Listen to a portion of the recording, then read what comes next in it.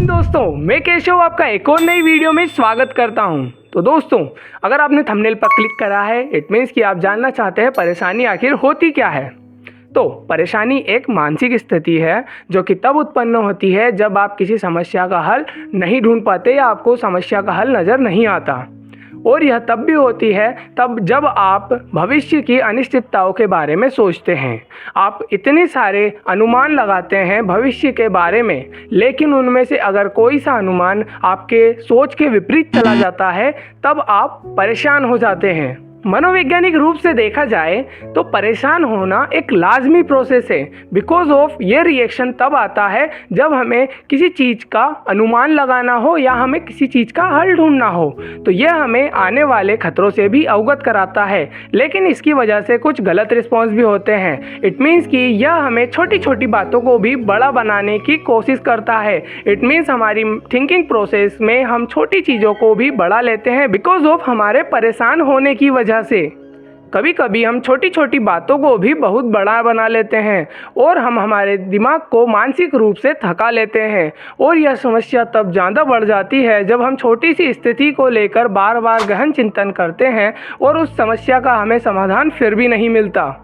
परेशानी का मुख्य कारण होता है अनिश्चितता को स्वीकार ना करना, यानी कि हम हर चीज़ पर अपना कंट्रोल चाहते हैं और जब चीज़ें कंट्रोल से बाहर होती है तो हम उन्हें लेकर चिंतित होते हैं और यही कारण बनता है हमारा परेशान होने का। इसका सीधा सॉल्यूशन है कि जो भी कंटिन्यूस चल रहा है, घटित हो रहा है, उसे एक्सेप्ट करें और आगे बढ़ें। उसके बारे में ज़्यादा चिंतित ना हो, दोबारा उसे ना सोचें। मेरा दूसरा प्रश्न है कि क्या हर अचानक हुई घटना के बारे में सोचकर परेशान होना सही है? तो इसका समाधान है नहीं, क्योंकि हर अचानक हुई घटनाओं पर आपका कंट्रोल नहीं होता। जीवन एक आकस्मिक घटनाओं का संगम है जिसमें आकस्मिक घटनाएं बहती रहती हैं और होती रहती हैं, और इन्हें होते हुए हमें सोचना इतना ज़रूरी नहीं है।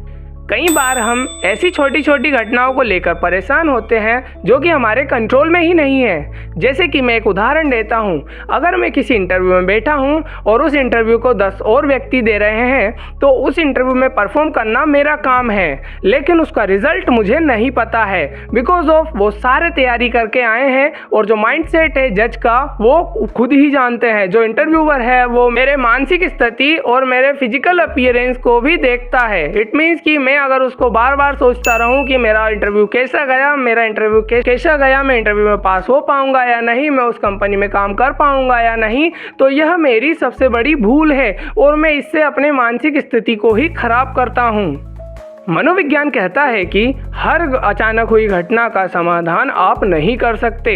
इसको परेशान होना भी उतना ज़रूरी नहीं है। इसका सीधा सीधा समाधान है कि आप उस घटना को देखें, सुने, समझें और जानें कि ये मेरे कंट्रोल में है या मेरे कंट्रोल में नहीं है। इन दोनों के बीच में अंतर करना ही आपको परेशानी से बचाएगा।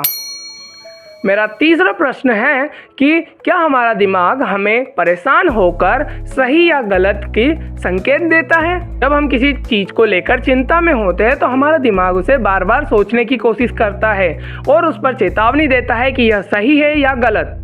लेकिन कई बार ये चेतावनी ज़रूरत से ज़्यादा होती है और इस वजह से हम परेशान हो जाते हैं।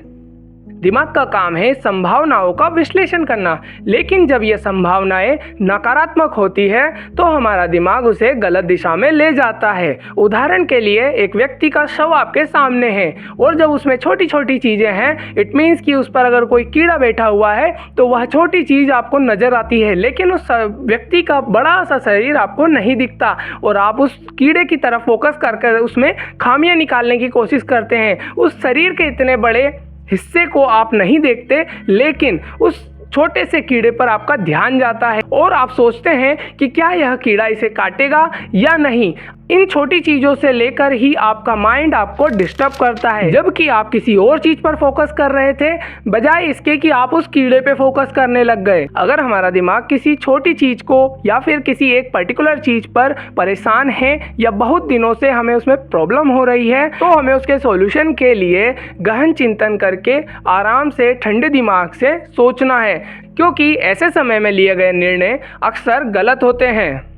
मेरा फोर्थ क्वेश्चन है कि क्या नासमझी भी परेशानी का कारण होती है?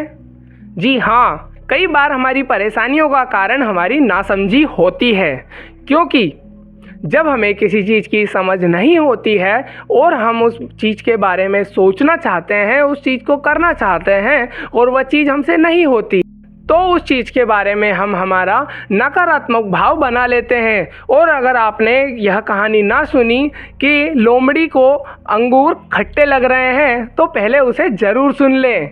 लेकिन उसके बाद भी मैं एक उदाहरण ज़रूर दूंगा कि अगर आपके सामने आपकी मेडिकल हेल्थ रिपोर्ट है और वह आपको समझ में नहीं आ रही है और आपके पास कोई डॉक्टर अवेलेबल नहीं है, तो जब आप उसमें पढ़ते हैं तो उसमें अजीब से नाम देखकर आप घबरा जाते हैं और नेगेटिव थिंकिंग बना लेते हैं। अगर एक भी आपका परसेंटेज मीन्स कि 75 होना चाहिए लेकिन वो 74 है, तो आप उस 74 के लिए भी घबरा जाएंगे, जो कि एक नॉर्मल बात हो सकती थी, लेकिन आप परेशान हुए क्योंकि आपको उस चीज़ के बारे में पता ही नहीं है। इस चीज़ से बचने के लिए ज़रूरी है कि जब भी आपको कोई समस्या हो जिसके बारे में आपको समाधान पता नहीं है या उस समस्या के बारे में ही पता नहीं है, तो पहले उस समस्या का समाधान पता करें और उससे पहले उस समस्या उत्पन्न क्यों हुई उसके बारे में पता करें, तभी आप उसका समाधान ढूंढ पाएंगे, चिंता से मुक्त रहेंगे। और दोस्तों, यह थी हमारी वीडियो जो कि एक थी सिर्फ परेशानी के ऊपर। तो आपको ये वीडियो कैसी लगी? हमारे इस चैनल को सब्सक्राइब करेंगे तभी हमें पता चलेगा, because of we don't know who are you.